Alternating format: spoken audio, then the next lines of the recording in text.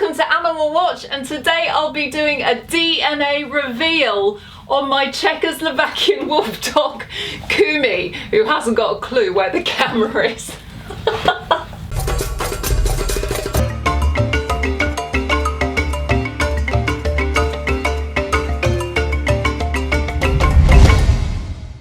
Okay, so for today's experiment, I'll be testing my Italian Czechoslovakian wolfdog, who should be carrying approximately 30 to 40% European wolf blood. Okay, so to do this, I've sent off for an Embark DNA test kit, which is the only testers in the whole of the world that carry European wolf DNA. And of course, as you know, that is really important with the Czechoslovakian wolfdog, because when they were bred with a Carpathian wolf, which comes from Europe. So that is European wolf DNA in her ancestry. But how much and what percentage does she carry is something I don't know, and I would love to find out. The Embark DNA test kit is the #1 best DNA test kit that you can buy on the market currently, simply because they do carry the most DNA in their database.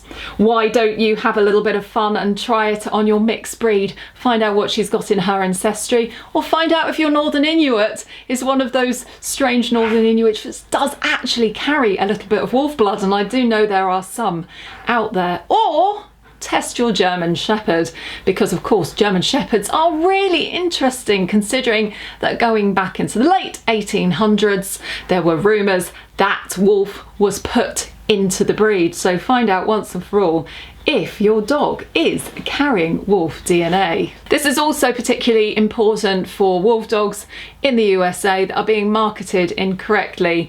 There are many shelters which have been in the position of possibly putting an animal to sleep because an owner has marketed their animal as having wolf content when in fact they are just a normal dog. This is something that I think that shelters should use on a regular basis before making any accusations against a dog, which could cost it its life.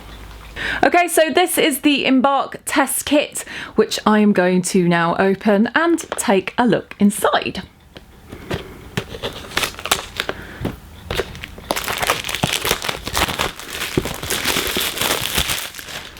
Right, okay, so you slide that and then you can have a look what is inside the box.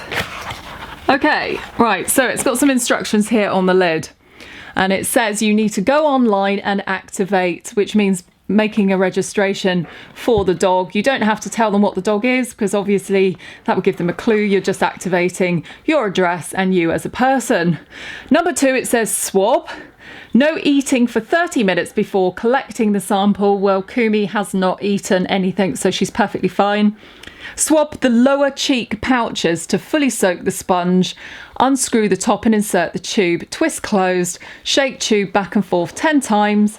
And then post. So, okay, so here we go. She seems quite calm right now, which is not normal. So let's have a look inside the kit. So it's showing you here, again, some more instructions, some very, very clear instructions about what you should do. Okay, so they said the lower cheeks, because obviously that's where you get the most saliva. And I've got here, this is the little tube that they have sent to me, which is in a sterilised bag. Now I'm going to open it now, and I'm going to do this as quick as possible because Kumi is really calm. This can change very, very quickly with Kumi, so we need to sort of do things. So here we go. Here's the swab. You can see that very, very clearly, and the solution it has to go into. So here's Kumi, and I am swabbing her cheek. She's quite happy me doing it, as you can see, right in the bottom of her cheek where all the saliva is. Soaking it thoroughly. There you go, there it's done.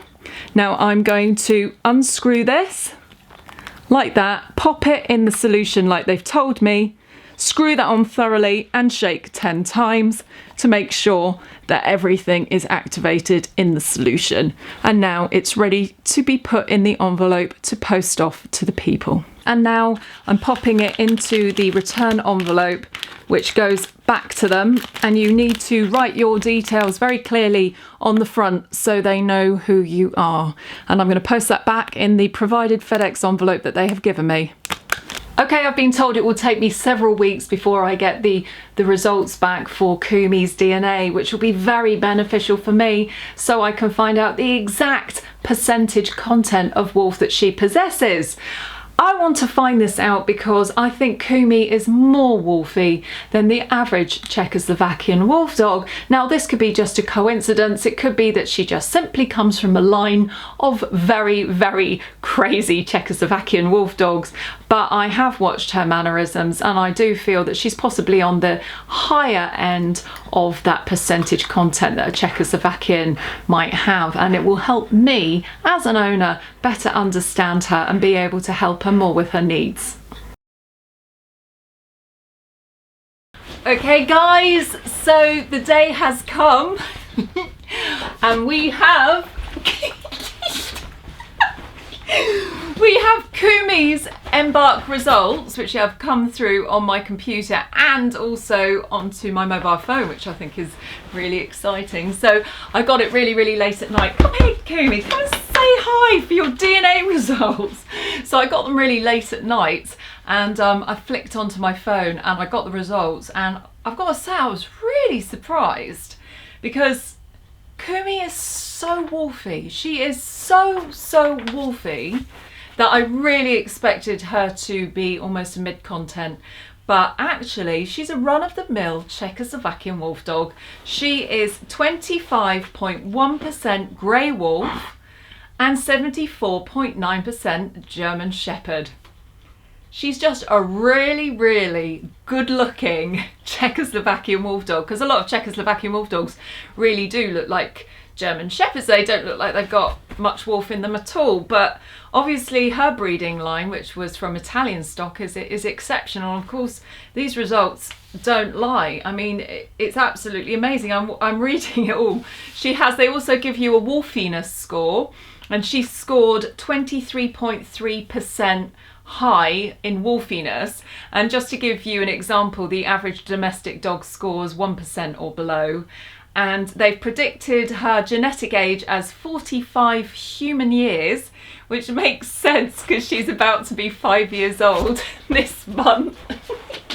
So they are very, very accurate when it comes to determining her age. And then they went through every single health condition and screened for all of those. And she's a carrier for just one condition, which is very, very common in German Shepherds, where they lose their rear ends when they get older. But she's a carrier. She's not tested positive for it, so she won't actually die of this.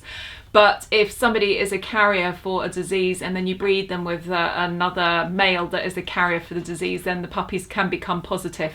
So if I were breeding her, which I'm not because she is spayed and I don't breed dogs anyway, I would not breed her with another male that carries that condition.